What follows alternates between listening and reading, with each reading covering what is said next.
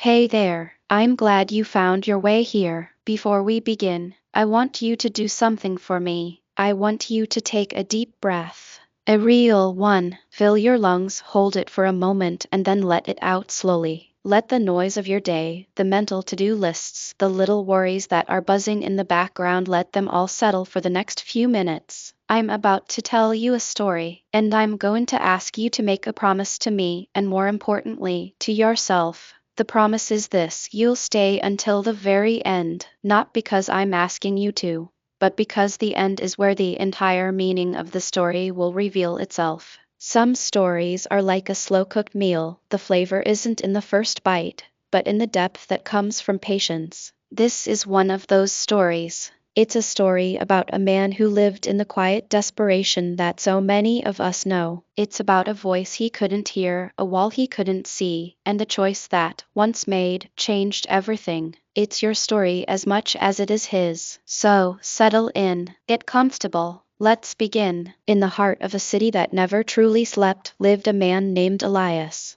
To the outside world, Elias had a perfectly respectable life. He was 42 years old, a senior analyst at a mid-sized financial firm. He wore starched shirts and quiet ties. He had a two-bedroom apartment with a view of a brick wall, a car that was 3 years old and meticulously maintained, and a retirement account that was, according to his financial planner, on track. But if you had asked Elias, in a moment of unguarded honesty, how he felt, he would have used a word that felt too dramatic to say out loud: asterisk, buried asterisk.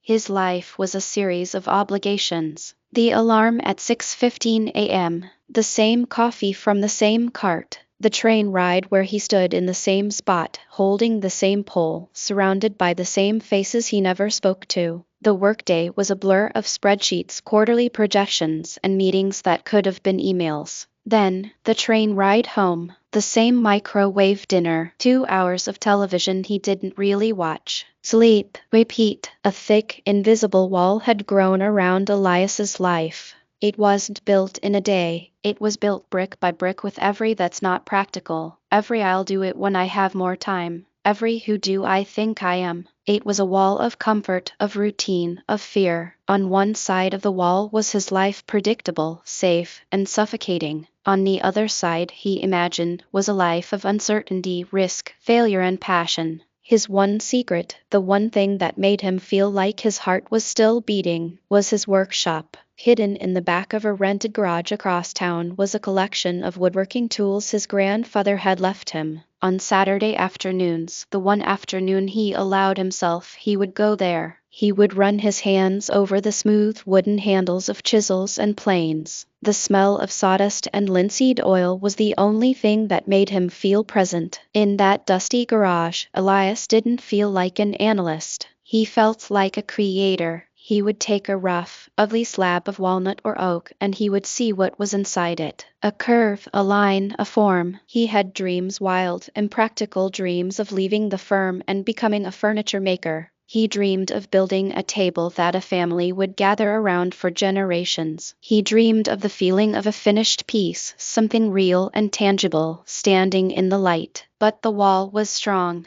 Every time the dream surfaced, the voices of the world would start their work. Asterisk, it's a hobby, Elias, not a career. You have a mortgage. You have health insurance. You have a reputation. You're 42 years old. People don't just start over at 42. Don't be ridiculous. Asterisk. So he remained buried. He became a master of what he called quiet endurance. He smiled at work, paid his bills, and spent his Saturdays in the garage, not building a future, but merely preserving a spark he was too afraid to fan into a flame. Then, one Tuesday, the wall began to crack. It happened in a way he never expected. It wasn't a dramatic event, no life-altering diagnosis or sudden windfall. It was an email. A project was being restructured at the firm, and Elias, the reliable, quiet, senior analyst, was being redeployed. The corporate speak was gentle, but the meaning was clear. His role was being eliminated. They had a new position for him, a demotion in all but name, with a smaller office, a smaller team, and a smaller future. He sat in his cubicle, staring at the email, and for the first time in 20 years, the quiet endurance cracked. It wasn't sadness that he felt. It wasn't even anger. It was a searing, blinding bolt of something he hadn't allowed himself to feel in decades. Terror. Not the terror of losing his job, the terror of realizing he didn't care. He looked around the cubicle, the photos of his firm's retreats, the polished award for Employee of the Quarter from 6 years ago, the spreadsheet still open on his screen, and he felt nothing. No attachment, no pride. It was like looking at the belongings of a stranger who had lived a life he had merely been an observer of. He went through the motions for the next few weeks. He took the demotion. He moved to the smaller office. But something was different. The crack in the wall had let in a draft, and with it, a question that began to haunt him. If not now, when? That question was a splinter in his mind. It followed him on the train. It whispered to him during his microwave dinner. It roared at him in the quiet moments before sleep. If not now, when? When you're 65? When your hands are too stiff to hold a plane? When your eyes are too weak to see the grain? The wall began to crumble, not from a sledgehammer, but from the persistent, patient pressure of that single question. One Thursday evening, he did something he hadn't done in years. Instead of going home, he took the train to the garage. He didn't go to work on a project. He just sat there, on a wooden stool his grandfather had made, surrounded by the tools. He picked up a piece of rough cherry wood, a piece he'd been saving for someday. He held it, and for the first time, he didn't see a future coffee table or a chair. He saw himself. A rough, raw, unshaped piece of potential, full of knots and imperfections, but with a rich, beautiful grain waiting to be revealed. And he realized that for 20 years he had been afraid to make the first cut. He was so terrified of making a mistake, of ruining the wood, that he had left it untouched, letting it gather dust. That night he made the first cut, not in the wood, in his life. The next morning he walked into his boss's office. He didn't give a grand speech. He simply said, "I'm giving my notice. My last day will be in 4 weeks." His boss, a kind but practical man, looked at him with a mixture of surprise and concern. "Elias, I understand you're unhappy about the restructuring, but this is a good company. You have stability here. What are you going to do?" "I'm going to build things," Elias said. The silence that followed was heavy. His boss tried to reason with him. He talked about the economy, about the practicality of healthcare, about his retirement account. Everything the voices inside Elias's own head had been saying for years. And for a moment Elias felt the old fear grip him. The wall tried to rebuild itself. But then he remembered the feel of the rough cherry wood in his hands. He remembered the smell of sawdust. He remembered the question. If not now, when? He smiled, thanked his boss, and walked out. The next 4 weeks were a strange, terrifying, exhilarating blur. He spent his evenings not in front of the television, but at the garage, cleaning, organizing, planning. He opened a business account. He registered a name, Elias & Co. Woodworking. He built a simple website with photos of his Saturday projects. He didn't know if anyone would come. He was betting his life on a hope. The day after his last day at the firm, he woke up without an alarm. The sun was streaming through his window, and for the first time in his adult life, he was met not with a to-do list for someone else, but with a question he had to answer himself. What do I build today? The first few months were brutal. He made beautiful pieces, a dining table, a set of chairs, a walnut desk, but selling them was another matter. He poured his savings into rent for the garage, into buying wood, into marketing he didn't understand. He had weeks where he didn't sell a single thing. He learned to live on oatmeal and rice. The fear that he had kept at bay came roaring back, but it was different now. Before, the fear was of the unknown. Now, the fear was of failure. It was sharper, more immediate. There were nights he sat on the floor of the garage, surrounded by his tools, with sawdust in his hair and his bank account balance open on his phone, and he felt a panic so deep it stole his breath. You were a fool. The old voices whispered louder than ever.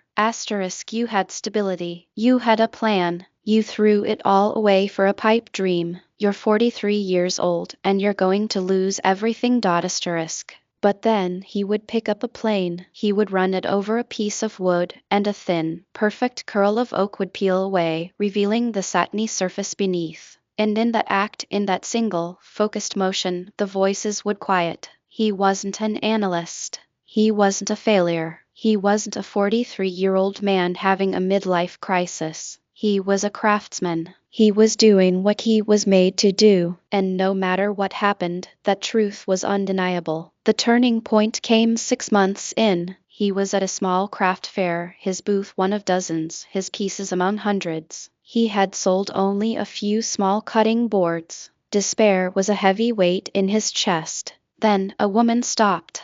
She was in her late 60s with kind eyes and calloused hands. She ran her fingers over the surface of his cherry dining table, the first major piece he had ever built. She didn't look at the price tag. She looked at him. "You made this?" she asked. "Yes, ma'am," Elias said, his voice thick. She pointed to a subtle, natural curve in one of the legs, a flaw in the wood that he had chosen to highlight rather than hide. "This," she said. "This is why I am buying it. It's not perfect, but it's true." She paid the full asking price, no haggling, and as she wrote the check, she said something that Elias would never forget. "My husband and I saved for 40 years for our retirement. He passed away 2 years ago. We had all these plans for a workshop he was going to build. He was going to make furniture, but he always said next year. He never got his next year. I'm buying this table because it's beautiful, but I'm also buying it for him." She smiled,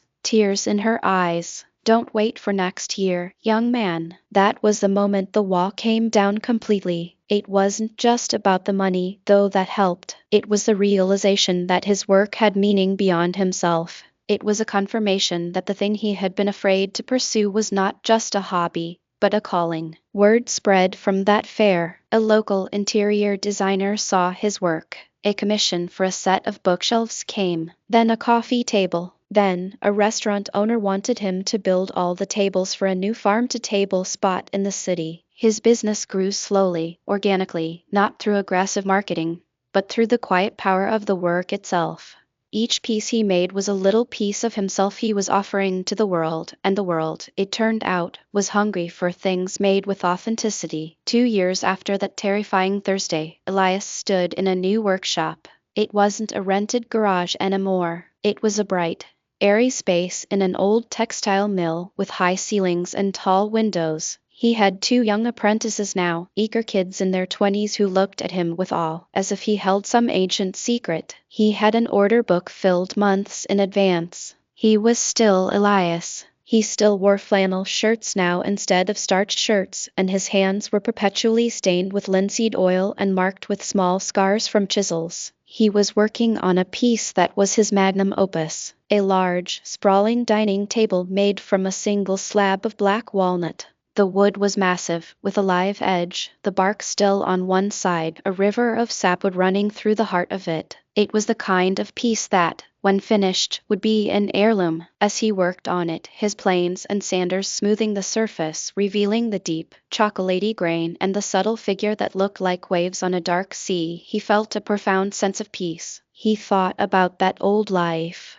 The train, the cubicle, the microwave dinners, the quiet endurance. It felt like a story about someone else. He understood now that the wall he had built wasn't to keep failure out. It was to keep his own potential in. He had been his own jailer, and the key had been in his pocket the entire time. It was the courage to make the first cut, the courage to be imperfect, the courage to choose truth over safety. He stopped sanding and looked at the table. It wasn't finished yet. There were still rough patches, imperfections in the wood that he would have to carefully navigate. But that was the point. It was the journey of revealing the beauty within that mattered. It wasn't about a final, flawless product. It was about the daily, dedicated, loving act of creation. He ran his hand along the cool, smooth surface he had just finished, and he smiled. He wasn't buried anymore. He was, for the first time, standing in the light of a life he had built with his own 2 hands. Elias's story isn't really about woodworking. It's not even about quitting your job.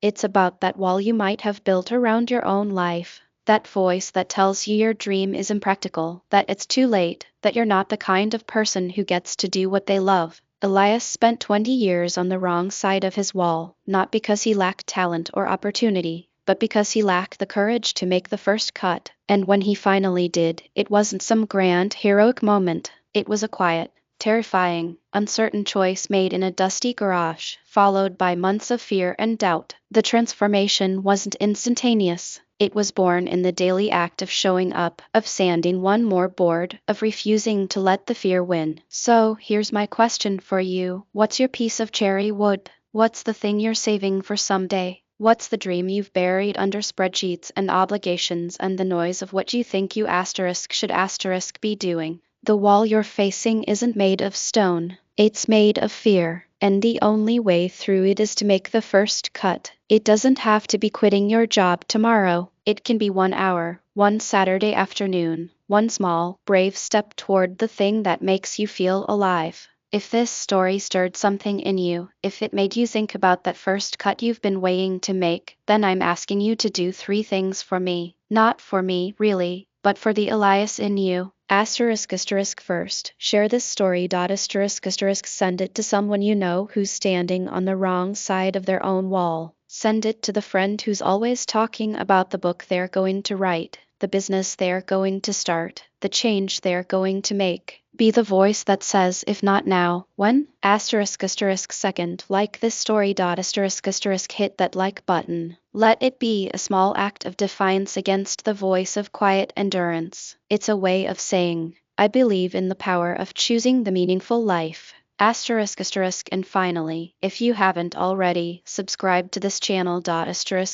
Because this is a place where we talk about the walls we build, the cuts we're afraid to make, and the beautiful, imperfect, true lives we're trying to reveal on the other side. There are more stories like Elias's to come, stories of people who chose to build rather than endure, and I want you to be here for them. Thank you for listening. Now go find your wood and make the first cut.